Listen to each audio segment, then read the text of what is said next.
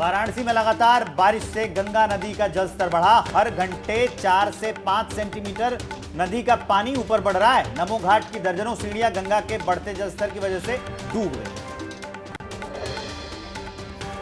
UP के गोरखपुर में राप्ती नदी और रोहिन नदी का रौद्र रूप। बाढ़ से लगभग 50 गांव पानी में डूबे। आने जाने के लिए नाव का सहारा ले रहे हैं लोग।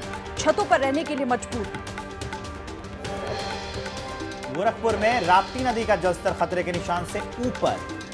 नदी किनारे से लगते इलाके में जारी हुआ अलर्ट। प्रशासन की तरफ से लोगों से एहतियात बरतने की सलाह। राप्ती नदी के जलस्तर को लेकर लगातार मॉनिटरिंग कर रहा है प्रशासन। जिले के 48 गांव बाढ़ से प्रभावित हैं। डीएम बोले जल्द जलस्तर घटने की उम्मीद। गोरखपुर में राप्ती नदी से प्रभावित गांव में राशन पहुंचा रहा प्रशासन। प्रभावित गांवों में खाने के पैकेट्स और राशन बांटे जा रहे हैं। बांधों पर नियमित रूप से गश्त की जा रही है। स्वास्थ्य जांच के लिए 28 टीमें तैनात की गई हैं।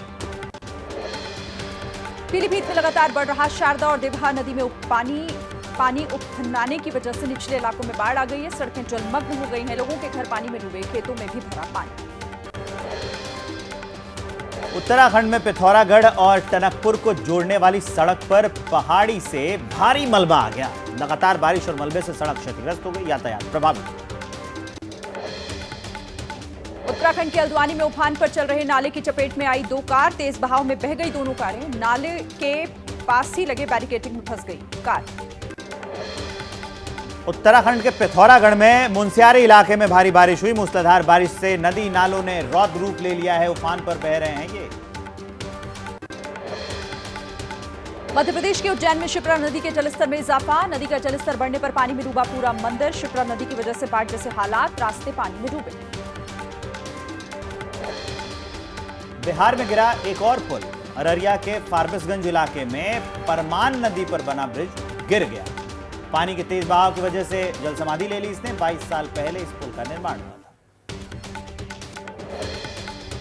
असम के मोरीगांव में उफान पर बह रही है ब्रह्मपुत्र नदी। जलस्तर बढ़ने से मोरीगांव में बाढ़ जैसे हालात। बाढ़ के पानी में डूबे रास्ते। ड्रोन से ली गई तस्वीरों में हर तरफ पानी ही पानी। कर्नाटक के हासन में भारी बारिश से जलभराव। शहर की सड़कों पर पानी भर गया है। लोगों को मुश्किल का सामना करना पड़ रहा है। जलभराव की वजह से रुक गई ट्रैफिक की रफ्तार। केरल के कई हिस्सों में लगातार बारिश जारी है। मल्लपुरम में बारिश की वजह से जल जमाव। सड़कों पर पानी भरने से जनजीवन प्रभावित। कोंकण, गोवा, दक्षिण गुजरात और तटीय कर्नाटक में बहुत भारी बारिश का अलर्ट। केरल, विदर्भ, मराठवाड़ा, दक्षिण छत्तीसगढ़, दक्षिणी मध्य प्रदेश, गुजरात में भी भारी बारिश हो सकती है। अमेरिका के इलिनॉइस में रिजर्वायर का डैम टूटने से रिहायशी इलाकों में घुसा पानी। सड़कों पर भरा पानी घरों में घुसा। सड़क पर पानी में डूबी नजर आ रही है गाड़ी। अमेरिका के इलिनॉइस में भारी बारिश के बाद डैम ओवरफ्लो हुआ। मौके पर बचाव कार्य जारी है। लोगों को सुरक्षित स्थानों पर पहुंचाया जा रहा है। नेपाल में नदी में गिरी 2 बसों का अब तक नहीं लगा सुराग। हादसे के समय बस में सवार थे 65 लोग। अब तक 14 के शव बरामद किए गए। मृतकों में 6 लोग भारत के रहने वाले।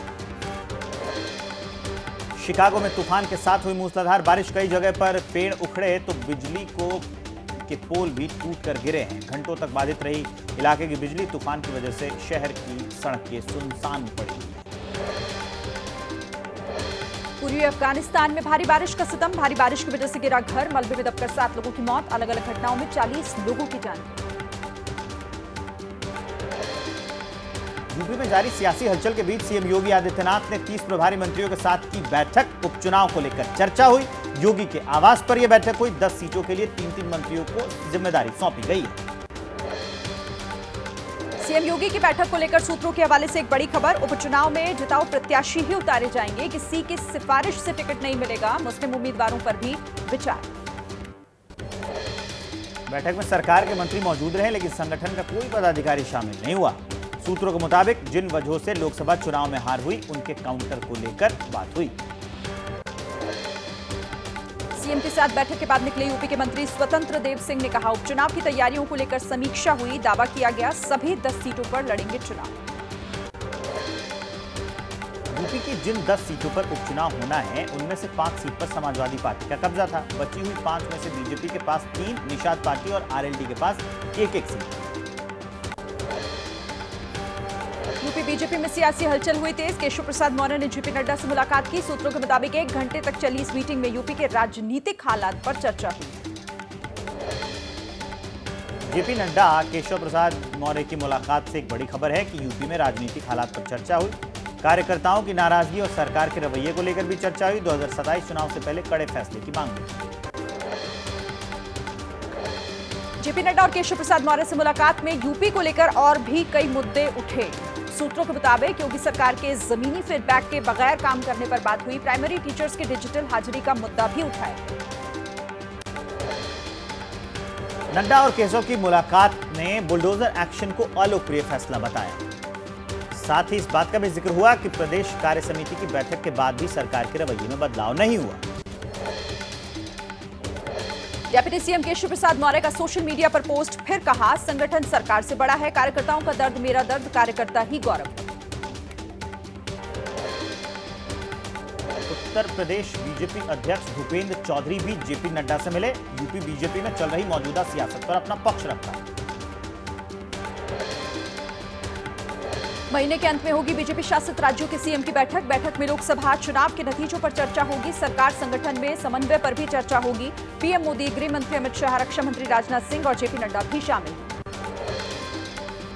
उपचुनाव में हार के बाद उत्तराखंड बीजेपी में भी कलह। पूर्व सीएम तीरथ सिंह रावत ने सबके सामने निकाली भड़ास। कहा सबसे सलाह लेने के बाद करे काम, थोपने का काम बंद होना चाहिए। समाजवादी पार्टी के अध्यक्ष अखिलेश यादव ने बीजेपी पर तंज किया। कहा तोड़फोड़ की राजनीति बीजेपी अब तक दूसरे दलों में करती आई है, वही काम अब अपने दल के भीतर कर रही है। बीजेपी की इस लड़ाई में यूपी में शासन प्रशासन ठंडे बस्ते में चला गया। महाराष्ट्र में उद्धव ठाकरे सभी 288 विधानसभा सीट पर लड़ने को तैयार। बैठक में कार्यकर्ताओं से सभी सीटों का फीडबैक लिया। 18 और 19 जुलाई को बीजेपी अब बड़ी बैठक करेगी।